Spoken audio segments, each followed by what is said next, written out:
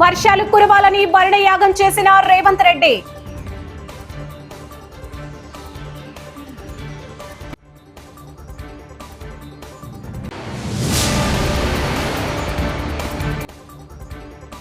ముమ్మాటికి double bedroom ఇండ్లు మాక్ KCR కట్టినవే.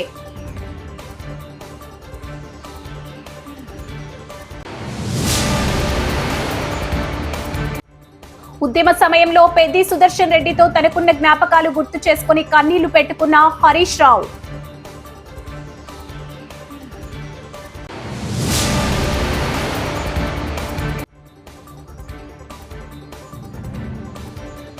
Jagan ఫ్లెక్సీలో KTR photo.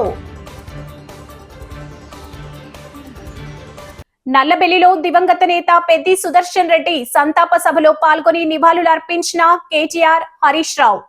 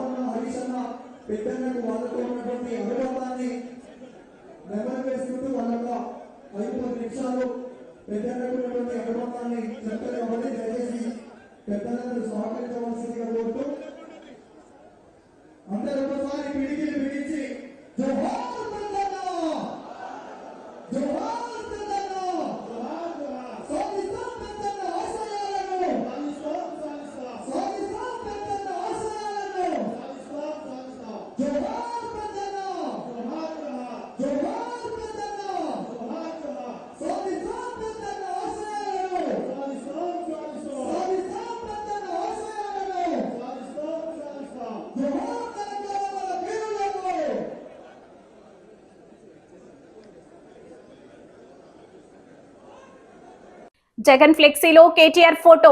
Eluru జిల్లా జీలుగుమిల్లిలో డిఎస్సి అవకతవకలకు వ్యతిరేకంగా ర్యాలీ తీసిన వైసీపీ నాయకుడు తెల్లం బాలరాజు ఈ ర్యాలీలో 2029లో అధికారంలోకి వచ్చేది మేమే అంటూ జగన్ కేటీఆర్ ఫ్లెక్సీలతో హంగామా చేసిన అభిమానులు.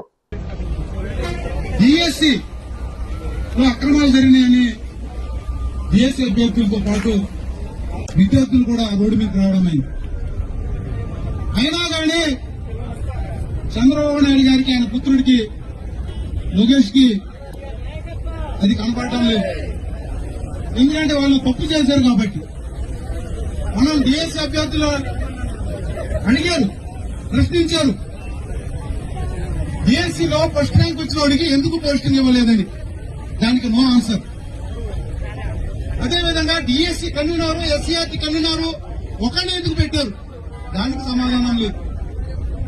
ఏ తప్పు జరగలేదంటావు కదా, సిబిఐ ఎందుకు ఎంక్వైరీ చేయమంటే దానికి సమాధానం లేదు. తునిలో AP food commission chairman C Vijay Pratap Reddy విస్తృత తనిఖీలు. కాకినాడ జిల్లా తునిలో ప్రభుత్వ పాఠశాలలు, అంగన్వాడీ కేంద్రాల పరిశీలన, బాలికల ఉన్నత పాఠశాలలో మధ్యాహ్న భోజనంపై వివరాలు అడిగి తెలుసుకున్న చైర్మన్. రాష్ట్ర స్థాయిలో 2వ ర్యాంక్ సాధించిన బాలికల పాఠశాల ఉపాధ్యాయులకు అభినందనలు.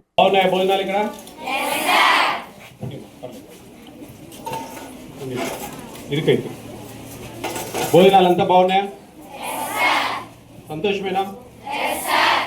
మీ ప్రిన్సిపల్ మేడం మంచి మేడం దొరికారు మీకు, మీ వార్డెన్ మేడము. కాబట్టి మీ అదృష్టం అనుకుంటా ఉన్నాను నేను. మంచిగా అన్ని సక్రమంగా అన్ని అందిస్తూ ఉన్నారు. ఓకే, సండే రోజు ఎన్ని పూరీలు ఇస్తున్నారు మీకు? 3 పూరీసా? మహాత్మా జ్యోతి మా పిల్లలు 2 ఇస్తున్నారు. మీకు 3 ఇస్తా ఉన్నారు. సరిపోతున్నాయా? అవునా? ఎన్ని చికెన్ పీసెస్ వస్తాయి? 3 ఏం చేస్తారా? మరి 3 or 4 సార్, 2 or 3 సార్ అనాలి కానీ 3 అని ఫిక్స్ అయినారే. గంటతో వేస్తారు.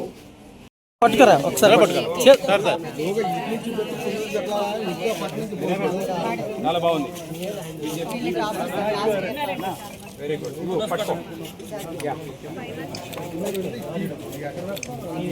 మైక్ అండి, ఎవరితో మైక్? మైక్ ఎవరితో? మైక్ ఎవరు ఇచ్చారండి? సురేష్ అనే మైక్ సార్ ఒకసారి. థ్యాంక్ యూ మా. First second very good.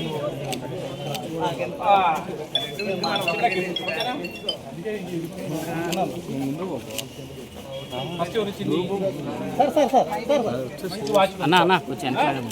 మంచి వాచ్ రాదు, ఏదో ఒకటి. ట్రిపుల్ ఐటీలోనా ఎక్కడ శ్రీకాకుళమా ఓకే బాగా మంచి చదవాలి, మంచి పెద్ద కలెక్టర్లు ఆ టైప్లో ఆలోచించండి.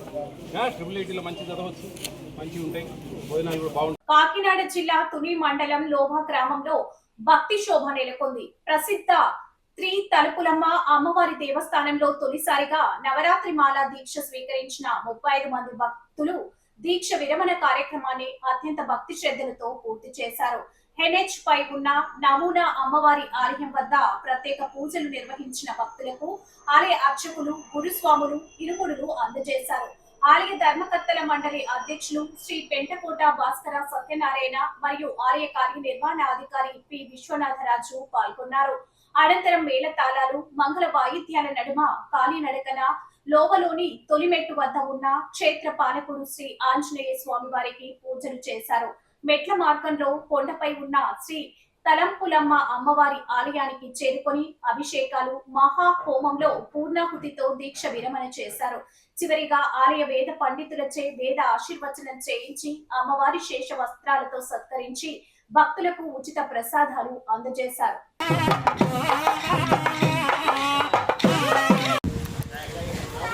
ఓకే అండి.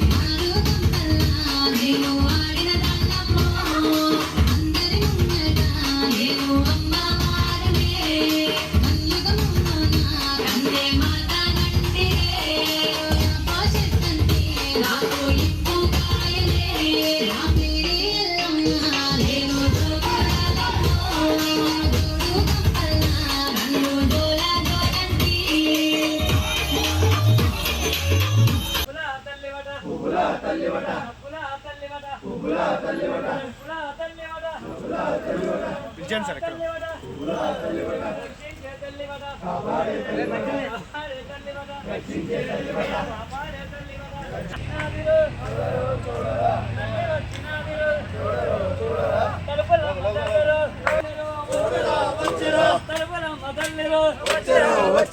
ఎర్ర బొట్టు పెట్టుకొని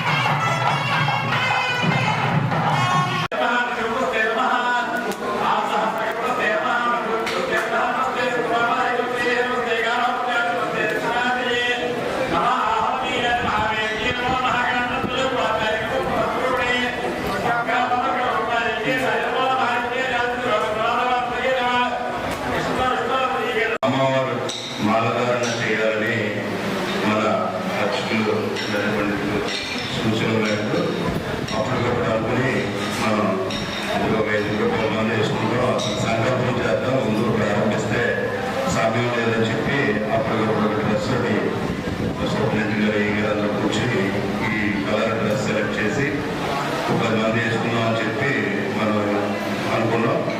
కానీ ఆరోగ్యంగా మీ అందరికీ తిరిగితో అప్పటికప్పుడు రాత్రికి ప్రారంభించాం. ఆ రోజు అనుకోకుండా దాదాపు 30 మంది పైనే ఈ దీక్ష తీసుకోవడం జరిగింది. ఇది మొట్టమొదటిగా ప్రారంభంలో నవరాత్రి దీక్ష ప్రారంభించాం. దీని విధానాలందరూ కూడా మన ఆగమ పండితులందరూ నిర్ణయిస్తున్నారు. రాబోయే రోజుల్లో ఇది నవరాత్రి దీక్ష అలాగే నక్షత్రమాల దీక్ష కింద రూపాంతరం చెందుతుంది. నవరాత్రి దీక్ష అంటే 9 రోజుల పాటు దీక్ష చేసి 10 రోజుల మహాప్రభావంలో పాల్గొంటాం.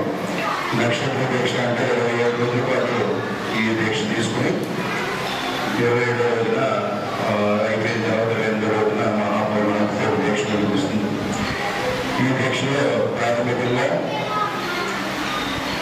హైవేలో రోడ్డు దేవాలయం దగ్గర అమ్మవారికి అక్కడ ఇల్లు కట్టుకోవచ్చు. ఎక్కడ కట్టుకున్నా అక్కడికి చేరుకుని అమ్మవారికి ఒకరిగా పెట్టడం ద్వారా పాదయాత్రగా కానీ లేదా ఇబ్బందుల వాళ్ళు వాహనాల పైన ఆలయాల దగ్గర తొలిపెట్టుతో ఆంజనేయ స్వామి దగ్గరికి చేరుకుని క్షేత్రపాలకుడైన ఆంజనేయ స్వామికి మొట్టమొదటిగా ఆయనకి నివేదన సమర్పించి అక్కడి నుంచి పాదయాత్రగా